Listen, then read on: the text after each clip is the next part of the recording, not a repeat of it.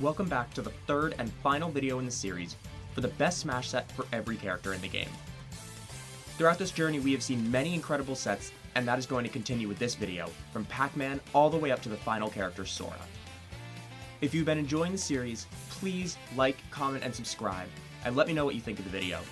If you've not seen the other two, or want to know the rules a little bit better, go back to the first and second videos, as they will explain the requirements for being known as the best set, specifically for this video. Enjoy.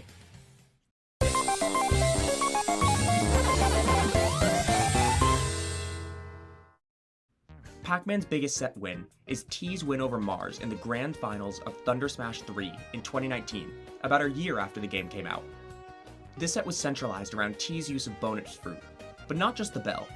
There was a specific time in which T used all three of the highest powered fruits, and used them expertly. At lower percents, he would jump off stage to charge up the Galaga, since he knew there was a minor risk of putting himself in this position, in this point in the stock. At middle percents, he set up the fire hydrant and created a wall to block incoming attacks, as he charged up the most scary fruit, the bell. Once in hand, T made sure the bell connected, as he waited and put immense pressure on Mars, which forced him to make a mistake. At higher percents, which were rare since the ZSS needed to live that long, T took a key to him. This shows T's mastery of the character and one of the most complex moves in the game.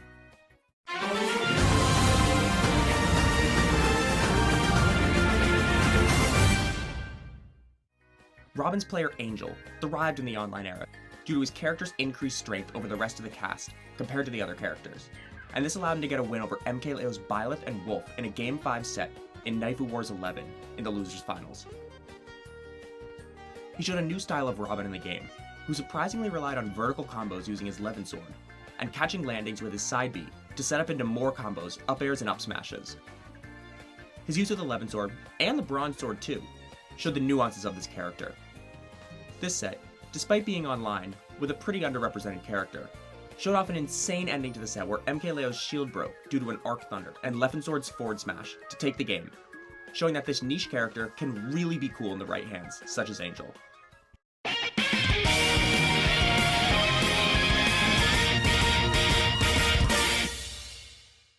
With one of the coolest endings to a set in this video series, Shulk's best set is Komei's win over Wadi at Switchfest 2019. First off, just watch this ending. That's pretty sick. And this, along with other ways in which he used the Monado arts, are the reason in which he is sitting up here in this video.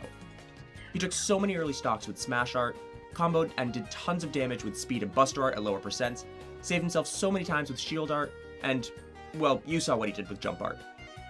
And you want to know something better? This not only happened once, but happened another time in Game 3 to take Wadi's first stock with jump art up air.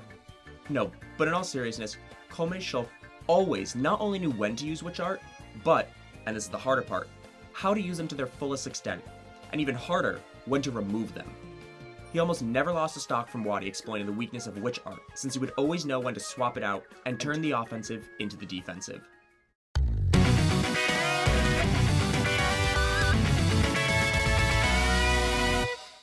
Taking a surprising win at Glitch Konami Code, Yoda Cage's Bowser Jr., or Morton I guess, took the set over ZD in a Game 3 situation.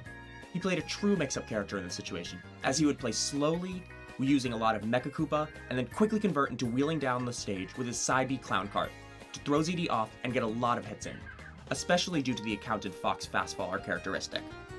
He uses pressure at the ledge with his neutral B Cannonball, Mecha Koopa, F Smash, and Up B, in order to keep ZD off the stage, where he punished with down airs and other aerials to edgeguard the Fox successfully. While he was chasing ZD around the stage, that is exactly what he wanted to do, since he was able to use his Clown Cart to pressure him, and use ZD's game plan to cause his own demise.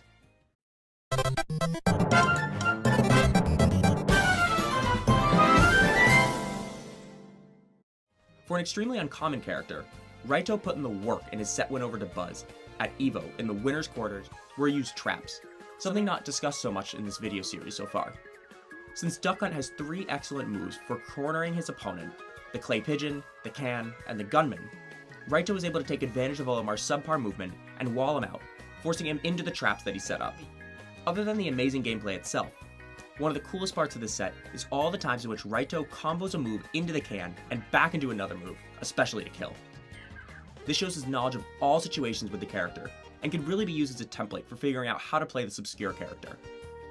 This might be the only prominent set of Duck Hunt, but it is one worth watching for sure.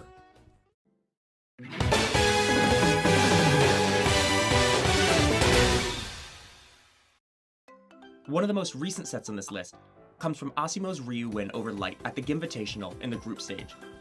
I know that Light was not playing at his prime, but Asimo still overpowered one of the best players in the world due to Ryu's archetype, the footsie character. Asimo played his ground and air footsie game remarkably as he ran in and out of Fox's attack range, a tough situation due to Fox's fast run speed, and was able to use these baits to make punishes of his own. Ryu also had to expertly use focus attacks at a disadvantage, especially when landing, to essentially create super armor with his moves and give him the ability to get back to stage safely. This helped him get at a disadvantage a ton, a big problem for Ryu, who was lacking the best movement options himself. Asimo also had some insane combos, but those were not the shining sparks of this set. It was really the neutral that shined. I also want to throw an honorable mention to almost all of Iken's set in his Glitch Infinite run that did so well for his combo-heavy playstyle, quite different from Asimo's.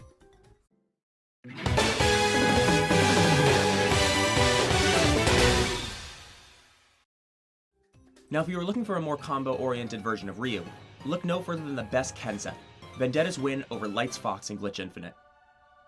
Maybe Light has a Ryu and Ken problem. Ken was able to contest Fox's quick moves with some of his own, but the best thing about Ken is that his quick moves really led into some strong combos, which made Vendetta get a lot more off a single neutral win. But, just like Ryu, these would be impossible to get if it weren't for the expert footsie games that was played, and allowed Vendetta to grab the win.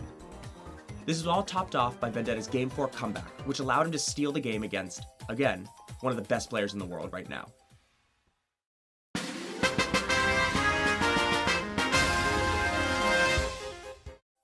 While I would love to say that one of my own sets would make this list, since Cloud is my main, I'm willing to give up this spot to Spargo's win over MK Leo in the winners finals of Collision 2022. First off, this is a reverse 3-0 against MK Leo. That just never happens. In addition, this was the first time that Spargo really beat his current fellow Mexican rival, and Bracket Demon in Leo, and he did it in style. First, let's talk about the ledge trapping. Spargo did not just throw out back airs without thought, but timed them, so he was landing as Leo was picking an option, so he would be available to punish a roll option. Next is his limit play, but it's not necessarily how he used it, since he actually lost it a few times, but rather how he used the threat of it and increased stats on Cloud to pressure Leo, something that is quite hard to do.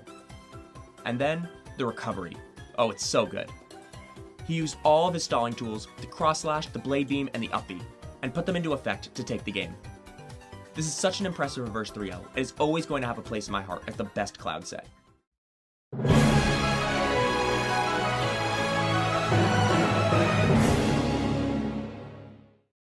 In making his first appearance on the list on the winner side of a match, Cosmos' Corrin win over Dabuz's Rosalina in Glitch 8 was the true first time that Corrin stepped out of the shadows and into the spotlight. After Cosmos was losing 2-0 to Rosalina, he swapped his Inkling pick for Corrin, his Smash 4 main, and went to work. His approaching was excellent, as he did it with back airs. This was great, as it not only was the largest disjoint in terms of area that Corrin has, but it also allowed Cosmos to drift backwards in the air, and gave him an out if he did not like Dabuz's reaction to his own approach option. But, just to be clear, this was not a neutral heavy set. Corrin ran in and used combos in order to force the large Rosalina into a disadvantaged state, in which he would punish her egregious landings. This happened the best in Game 5, where Cosmos had a fully charged neutral B on Dabuz, which essentially sealed the set's fate. For making this character's position in the meta change from this single set, Cosmos' Corrin takes the spot on the list.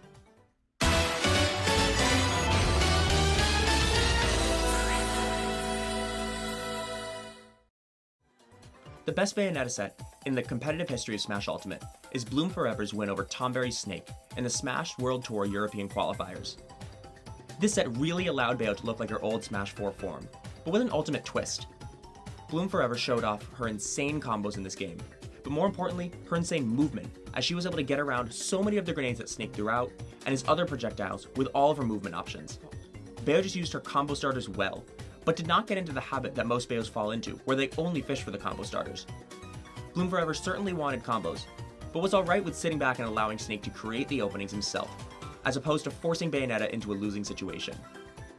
This risk-reward style of gameplay, where every movement was so tactical, something not usually seen by Bayos today, demonstrates how this was the best set for the last Smash 4 character.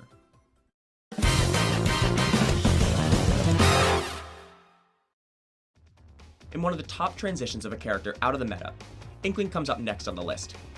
While there are a few good Inkling players today, such as Colorando, they do not take the cake over the best Inkling set, especially when put up against Cosmos' 2019 over Nairo's Palu and Lucina at Genesis 6. After going up 2-0 in the set, Cosmos began to choke in Game 3 and 4, but through a great showing of tenacity, stuck to his character and game plan, and pulled out the win in a semi-dominating Game 5. As for the gameplay itself, this all started with the edge guards. Whether Cosmos was hitting the edge guards or just threatening them, this was the true X factor as he showed off one of Inkling's best attributes. In Game 5 against the Lucina, Inkling moved herself around the sword swings, while still being able to punish and forcing into advantage state.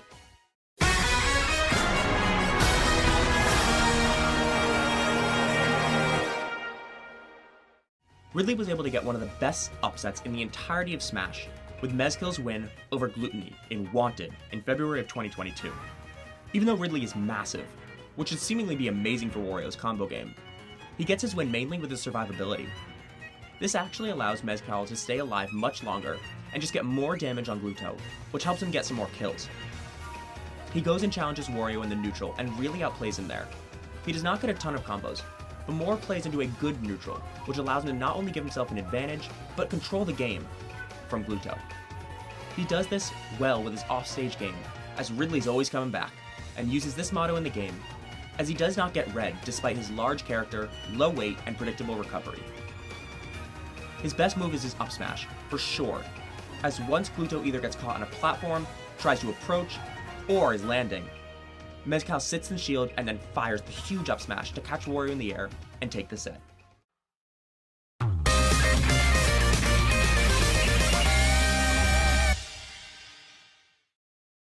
As one of the hardest sets to choose for this video, the match between the Great Gonzalez's Simon and Redeemer Z's Rob is the best Simon set, but there was a slim pool of options.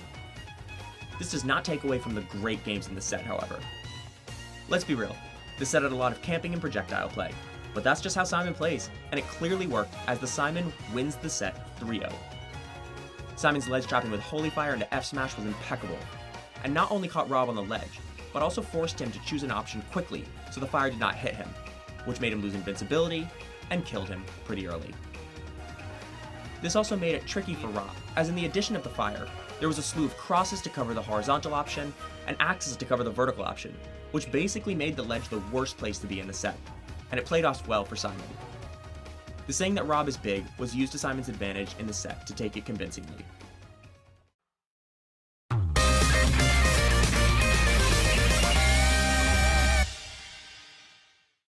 The hypest set in early Smash, and also Richter's best set, is his loss with Shuton to Myron's Olimar, a set that was already featured in Olimar's best set in Part 2. I will not beat around the bush. Shuton down at a Pikmin in this set. While this showed amazing knowledge of the character in an all-or-nothing situation, there were so many other places in the set that showed why this set was so great. He did similar things to Simon that we talked about earlier as a ledge trapper, but this set was also great for its differences, in its neutral, and its ability for Shuton to wall out the Olimar and the Pikmin on stage.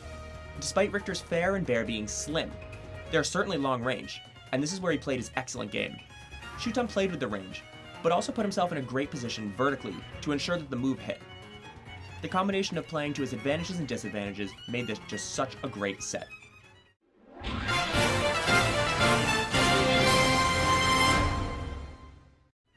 King K. Rool's best Smash Ultimate competitive set is Kirby Kid's win over Naito Sharp's Joker and Zero Suit Samus at the Smash World Tour North American East Group. This character is one that is not really known to be too good and is rarely played, but Kirby Kid used that to his advantage. Naito Sharp did not know any of the K. Rool tech that he was going to pull out, and by the time he did, he was gone and the set was over. Every single time King K. Rool was approaching, he either threw out the crown or blunderbuss in front of him, not as a typical projectile, but as an option to run behind. This helped as it reduced the struggles that K. Rool has with his slow speed and slow moves. It also let him read Naito Sharp's options and allow him to hit with stuff such as a grab if he shielded, or with an attack if he jumped. He also used King K. Rool's super armor on his side B really well as another bait to punish the options taken, especially with the up air in the end of the Game 1.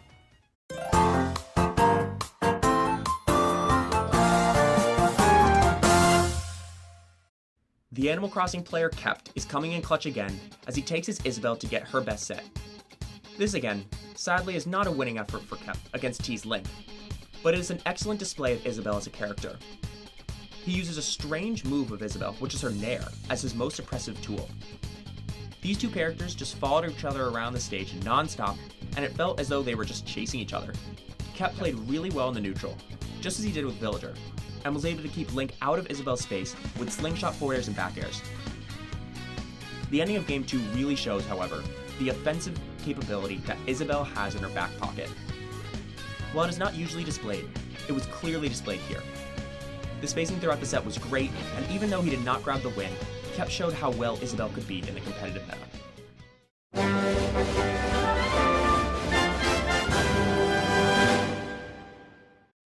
No one else could really contest with the best Incineroar set, other than the best main of the character, SkyJ. And this set specifically goes to his Game 5 win over Fatality at the Smash World Tour Losers Qualifier Championship. For such a slow character, he puts on such good combos with throws, down tilts into up airs, and even vertical combos. He does not let Incineroar's slow speed stop him on his way to victory. He also does some uncharacteristic edge guards for Incineroar, which helped him pull away in the set, since Fatality did not expect that the character would come off and edge guard him. Finally, SkyJ does an amazing job using all of his recovery tools to get edge guarded very minimally throughout the set, using his up B timing and side B movement. The set was so hyped from two crazy combo characters who were just taking each other's stock so quickly.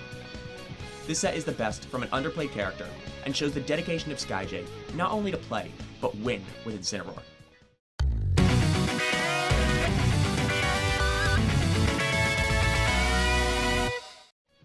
One of the best sets that made the rounds pre-quarantine was the crazy upset that Brood and his Piranha Plant had over Kameme's Mega Man and Umabura 4.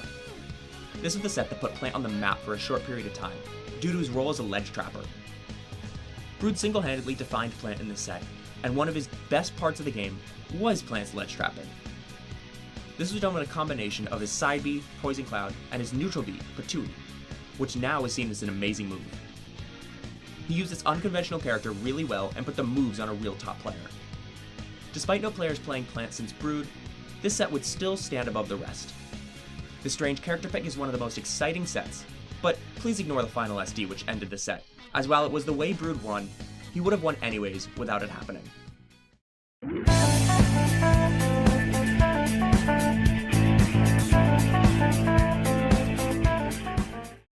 Now, we are finally here. The winning character of the most important and influential set in Smash Ultimate's history. While this set was spoken about earlier in the video for Tweak's Pokemon Trainer, we are now here talking about it for MKLeo's Joker gameplay, which was some of the best gameplay, Joker or not, in the series. Here is where the legend of Game 4 Leo was born, and it was shown here so well. Leo did not break the entire match no matter how far behind he was in the set, or in games. Once he took the time to figure out the matchup in the first set, and just in the first two games at that, he was able to dominate Tweak, the second best player in the world at the time, and made him look like a scrub to finish out in his dominance. The ending of Game 4, where he absolutely read Tweak's roll in to finish the game, was immaculate. At the highest point of both story and gameplay, this set takes the cake for not only the best Joker set, but the best Smash set ever.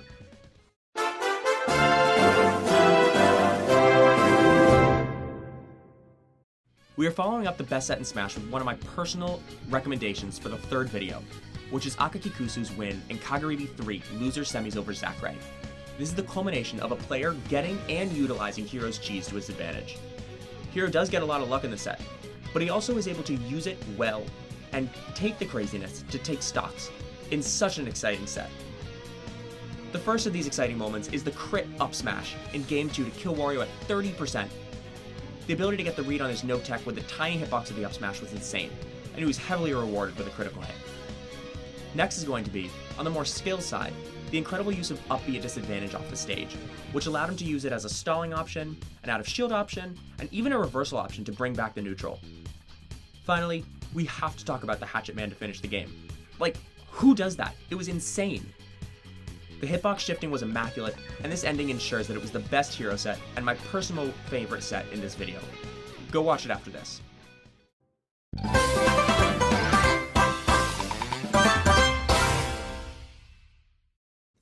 Raito, the master of playing 2-in-1 characters such as Duck Hunt and Banjo and Kazooie, takes the best Banjo set with his win over Lai in Mjolnir Zero, top 8. Raito, just like so many others in this series, is so good at transitioning between the campy zoner game and the rushdown, in-your-face game that Banjo can pull out. He really is a great mix-up character player, who can play both sides of the coin to his advantage. The first stock in the set really outlines this aspect of the game, as he begins camping Lai out with eggs and grenades, but suddenly, without a tell in his gameplay, rushes in and kills off the sides with a Wonder Wing, while only taking 10% the whole stock. I also really enjoyed watching how he stalled to get rid of Corrin's and Violet's invincibility after they lost their stocks, by using his really high up B, all of his jumps, and potentially even grenades with rear egg in order to keep himself in the air for longer. He also rarely got punished on some of these maneuvers, which showed to be a net positive despite him having to take a little damage for them.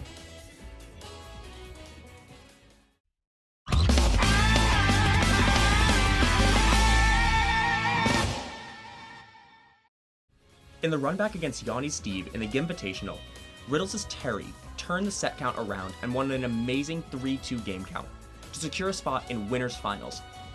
In this set, we will finally see how amazing Riddles is, but it did take a lot of losing sets earlier in the video, and waiting until the video series was over.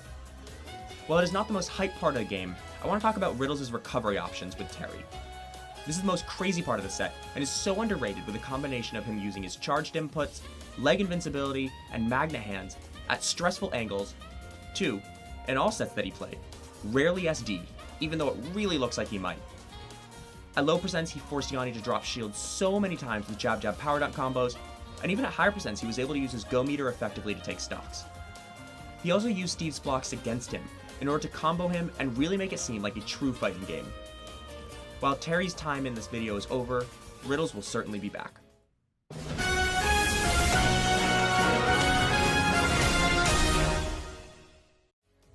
As one of the strangest yet exciting picks by a top player, MKLeo picked up Violet seriously after quarantine. He used this slow yet long-range character to stay the best player in the world and beat the second best player in the world, Spargo, at Main Stage Grand Finals this set. Even though he was getting pressured heavily by Mythra, Leo was able to use Violet's long range to keep distance.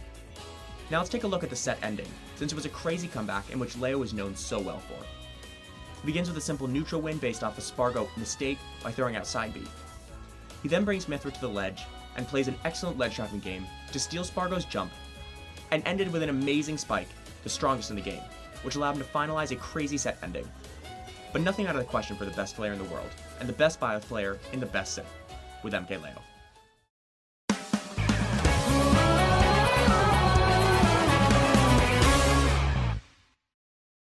In the battle of the two ranged characters in the archetype, Minmin's best set is from the player Proto-Banham, with his win over Ken Sephiroth in Sumappa 53. This battle consisted of sets where two players tried their best to outrange each other and then rush in on each other. But Proto-Banham did the best he could in both of these areas and took the set. First, and probably the most obvious, is the ranged game. Minmin not only has better range than Sephiroth, but Proto used that to his advantage and was able to back up and overwhelm Ken with pressure, as he had forced Sephiroth to be the one approaching. With his use of Dragon Arms and the mix-up he puts on with lasers, as well as jump breeze with Ram Ram, this was shown throughout the set. As for the other part of the game, Proto used a lot of nairs and down tilts to mix up, something Minmin is not known for, but did this to take the set in the best Minmin set in the game.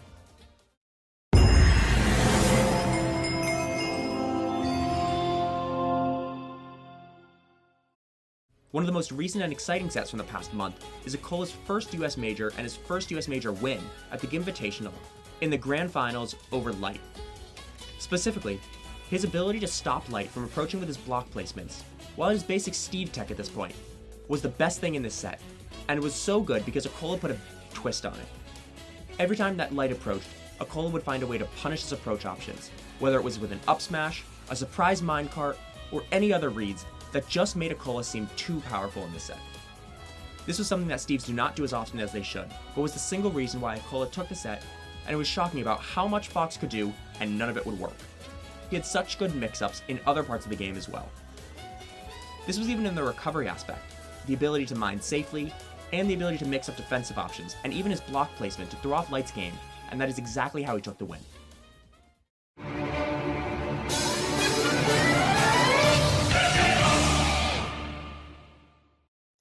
In another recent set, the Grand Finals of Battle of BC4, Ken's surprising Sephiroth victory over T's Pac-Man takes the spot as the best Sephiroth set.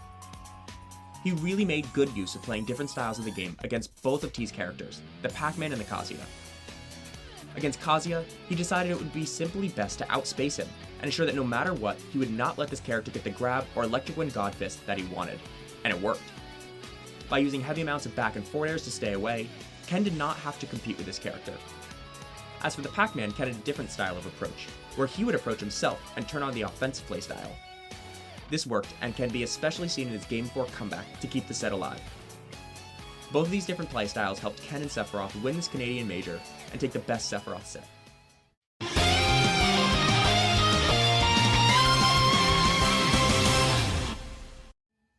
Despite Game 1 not going in his favor, Cosmos takes the spot for the best Pyre and Mithra set with his win over Zomba to take Glitch Infinite.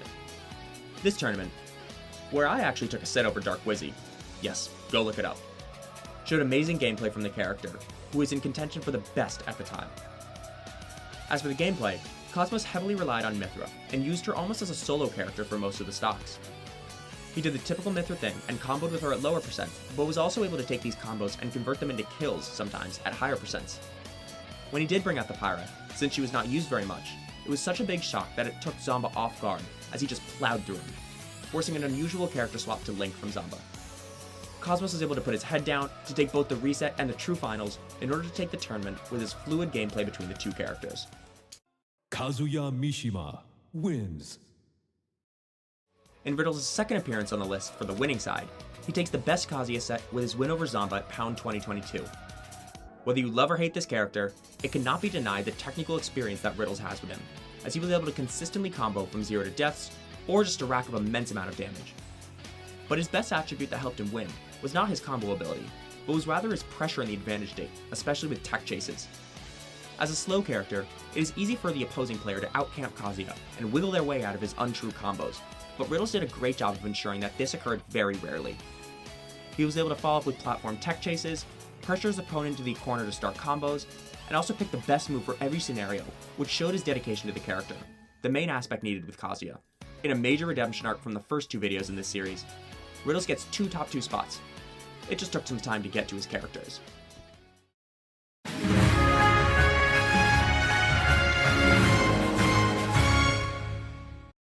For the final set in the series, with the final character introduced into Smash, Sora's best set is Zachary's win over Shuton at Kagaribi 5 to take the Grand Finals and secure Sora his first major win. In classic Zachary fashion, he had his Sora combos on lock, and knew them really well despite the character only being out for about a month at the time. But one of the unique things to any other Sora matches that happened in this set was Zachary's use of his floatiness as a positive aspect to his game, rather than a negative one.